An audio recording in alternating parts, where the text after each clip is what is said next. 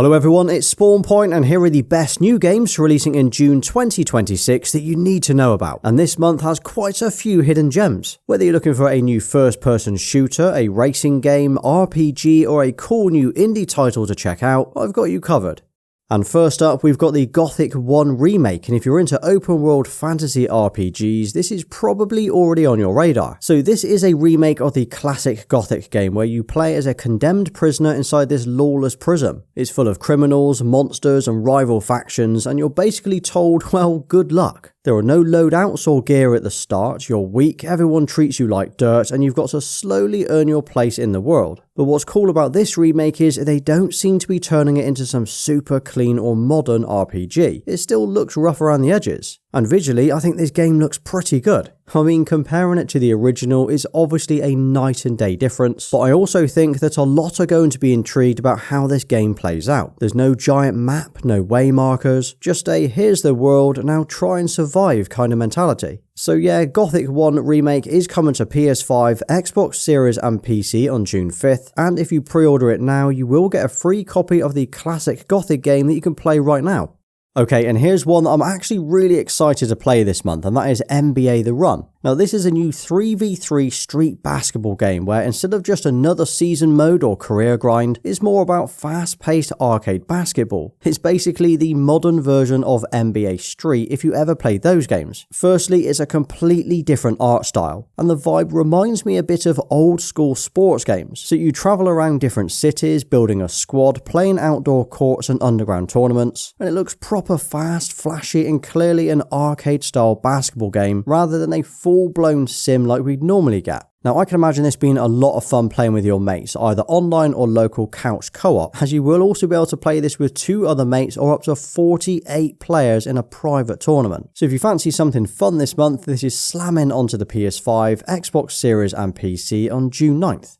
And if you're looking for a new FPS game to play in June, we have got Hell Let Loose Vietnam. Now if you've ever played the previous Hell Let Loose games, you'll already know this is not a run and gun shooter. It's slower, more tactical and more about comms with your teammates. Now I would say this is closer to Battlefield than Call of Duty, and even then it's far more realistic and even slower than that. So instead of open World War II battlefields, you're creeping through the jungles, tunnels and villages. There are helicopters, boats and traps, and it's all about close range combat. It looks real and it kind of looks like a movie. There's no HUD, no unicorn skins, and from what they've shown so far, visibility is a huge thing as well. You are constantly scanning the trees thinking somebody's watching you, and half the time you have got no idea where the enemy even are. Now I think what's going to make this one different from the other shooters is it's not trying to be a fast-paced arcade game. It's about the atmosphere, teamwork and those really intense moments where your whole squad is pinned down. I've actually been watching some of Jack Fragg's gameplay recently, and I'll tell you what, this has me hyped. And when I actually first saw this announced, I assumed this was going to be a PC-only game. So I'm really pleased to see that this is shooting onto the PS5, Xbox Series as well as PC on June 18th.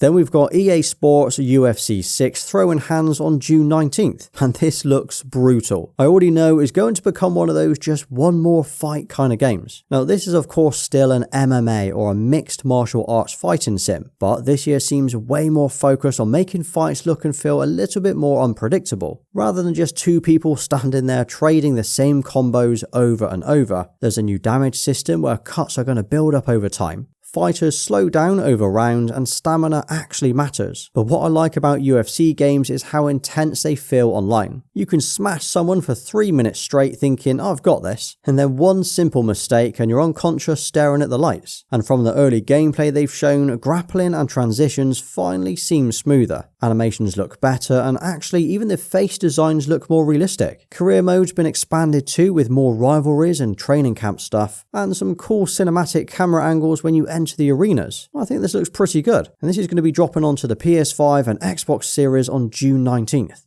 Next up, we've got Drive Rally, or is it #Drive Rally? Anyway, this is a new arcade rally game that has this really cool old school 90s vibe to it. We've got chunky cars, colourful stages and loads of drifting. It honestly reminds me a bit of those Colin McRae or Sega rally style games where you just absolutely sent it and hoped you didn't end up in a tree. It's also more about sliding sideways through the dirt roads at stupid speeds while your co-drivers yelling directions at you. There's even going to be a split screen mode and loads of co-op stuff, and it looks like one of those easy pickups to smash out when you fancy a change from those AAA games. Now, this did actually launch on PC last year, but it's drifting onto the PS5, Xbox Series and Switch on June 18th.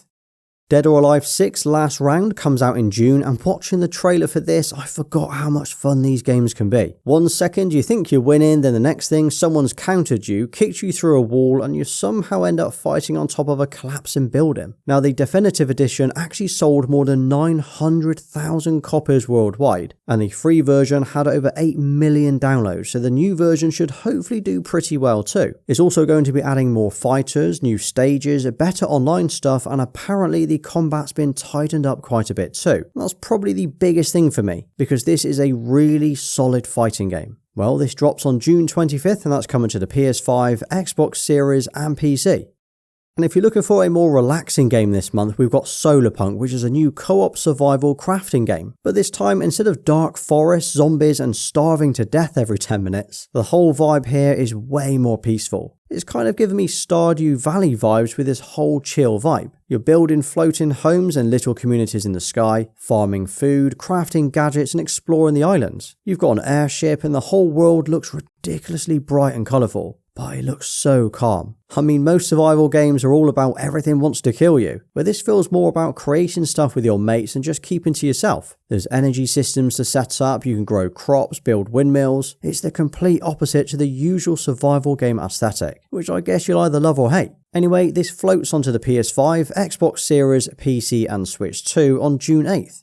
Then we've got Fatekeeper, which drops in June, and this looks like a proper old school fantasy RPG. As soon as I saw the early gameplay reveal a few weeks ago, I loved the clean and minimal HUD and the first person view of it. So this is a dark medieval world full of ruined kingdoms, giant creatures and cursed forests, you know, all of the good stuff. And from the gameplay that they have already shown, the combat looks heavy and deliberate rather than just button bashing. There's loads of dodging, parrying and choosing the right moment to attack. But I've got to say, the world looks stunning. It's got that gloomy fantasy vibe where everything feels a little bit broken. NPCs aren't super friendly. Monsters hit hard, and even though you can explore the world, it's not just giant empty spaces. And apparently your choices affect which clans trust you and how parts of the story play out. So this is going to be launching on June 2nd in early access on PC, and then hopefully it'll be coming to the PS5 and Xbox Series at a later date. And this one might be one of the weirdest looking games releasing this month, and that is Denshattack. It's basically an arcade action racing game, except instead of controlling a skateboard, a bike or a car, you are controlling a train. And not a normal train either. We are talking backflips, grinding rails, wall riding. It looks stupid but fun at the same time. And the whole game has this colourful anime energy to it. It's got Japanese cities, huge combos, your score building up, and I think this could end up being a lot of fun to play. And for me at least, it is giving me Hi-Fi Rush vibes, and I'm loving the soundtrack. Now, looking around online, it's not got a lot of hype or views, but I'm kind of hoping this could be one to play this month. And this is going to be releasing on June 17th on PS5, Xbox Series, PC and Switch 2. And who remembers Star Fox 64 that we had back on the N64? Well, we are now getting Star Fox for the Switch 2. So this is still very much a space combat shooter game. So you're flying through asteroid fields, fighting enemy ships, giant bosses, all the classic Star Fox stuff. But from what they've shown, it looks even bigger this time. More open areas, branching missions, and more freedom in how you actually approach the fights. Now, some of the previews do make it look like Nintendo have finally pushed the series forward, but I can't tell if it's just another Star Fox 64, because what are we on, like the 4th remake at this point? But it does look like it's got bigger planets and more exploration, so if they do pull this off, it could be the biggest Star Fox game in years. And this is going to be coming exclusively to the Switch 2 on June 25th. We've also got a few game shows to watch in June. There's PlayStation State of Play on June 2nd, where we're getting to see more Wolverine gameplay. Then Summer Game Fest is on June 5th, and the Xbox Games Showcase is on June 7th. So a pretty busy month and hopefully loads of new games and new gameplay to see. And if you're a PlayStation Plus subscriber, we've got these 3 games dropping on June 2nd. That includes Grounded, All-Star Brawl 2 and Warhammer 40k Darktide. You'll have until July 6th to download them, and don't forget to add them to your library, and they will remain there for as long as you have an active sub. Okay, well that wraps it up, and June really is once again stacked. We've got arcade racing games, shooters, RPGs, and a couple of weird ones, so there should be something here for everyone. But what about you guys? Anything you're hyped to play this month, or anything that I've missed today? Now for me, I'm going to pick up Hell Let Loose and NBA The Run, but I'm also still playing through 007 First Light, which has been brilliant so far. I'm only about halfway in, so I definitely need to finish this first. Now drop a nice June games in the comments, and I'll give you a thumbs up for staying right till the end. And if you did enjoy today's video, check out my 007 First Light video next, as it covers the collector's edition that I unboxed last week. Well, thanks for watching, please like, subscribe, and follow me everywhere. Until next time.